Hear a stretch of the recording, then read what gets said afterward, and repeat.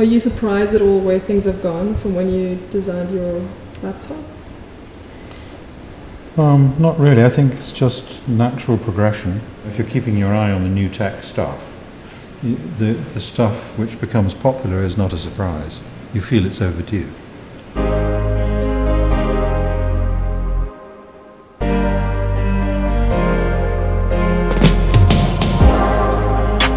My career has been in 3 stages or phases.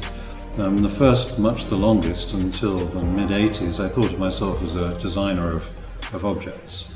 And there are a few highlights in that set, of which the laptop is the most obvious.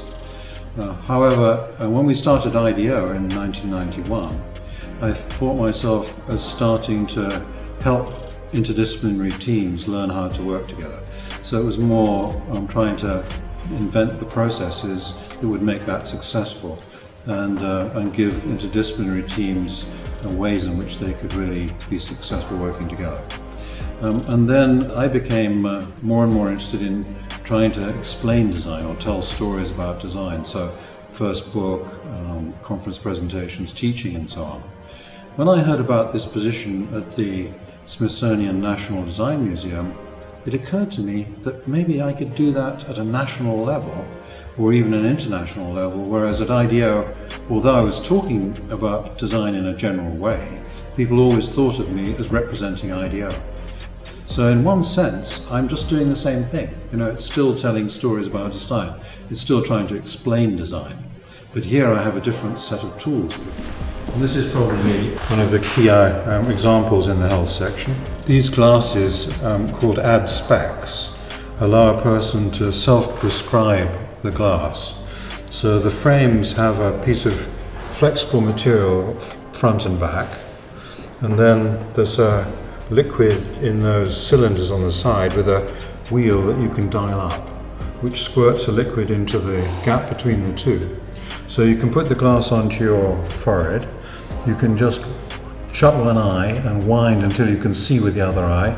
It blows the lens up until it's perfect for you, or wind back a little bit until it's just right. Then shut the other eye and do the same thing.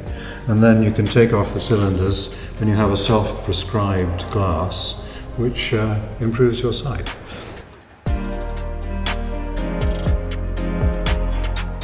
One of our ambitions as a national design resource here at the Smithsonian Cooper-Hewitt National Design Museum is that every kid should have the chance to experience something about design before they're 12 and have the opportunity to study it in high school if they wish to.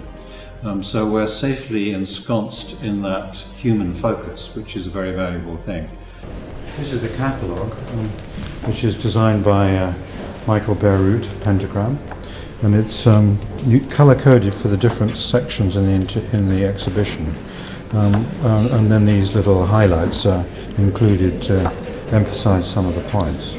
And the exhibition as a whole answers the question, why design now, in 134 ways, which are collected from around the world. Well, I think the thing that's exciting for design is that the contexts in which design is recognized as being successful are expanding. And I think of it in 3 concentric circles. In the center you have stuff for people, and then around that you have our built environment. Around that again you have the place we live together. So in the center there, in the people circle, we used to think of ourselves as designing objects, products, or pieces of graphic design. But now we think much more holistically about health and well-being, trying to produce solutions that, of course they have objects, but they have objects that are trying to help people live in a better, more successful way. Similarly, if you go to the next circle and think of the built environment, architects used to think of designing a building, but now they're more inclined to add to the building the idea of a social infrastructure, social innovation, a city, a place to live, a way that thinking about how societies work rather than just buildings. So the buildings are intricately connected to the ecology of the people and the way they relate to each other. And then when you come to the planet that surrounds all of that, we used to think of sustainability as being designed for good materials that you could choose that wouldn't be destructive, or designed for disassembly, some functional aspect like that. Of course, that's still true. You still need to do those things.